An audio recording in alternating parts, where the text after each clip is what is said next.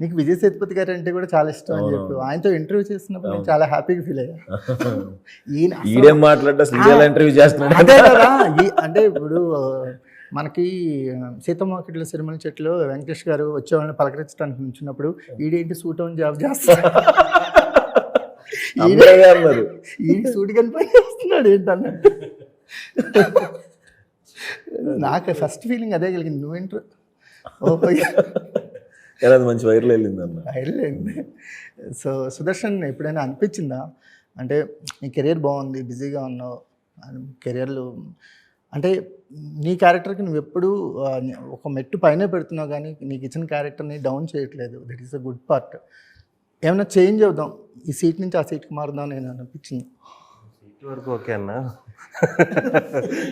ఏం లేదన్న. దీంట్లోనే ఇంకా మంచి క్యారెక్టర్ రావాలని చూస్తున్నా.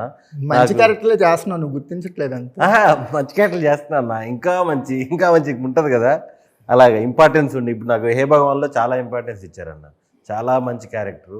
నారాయణ నడుమరలు కూడా మంచి ఇంపార్టెంట్. 100% అన్న.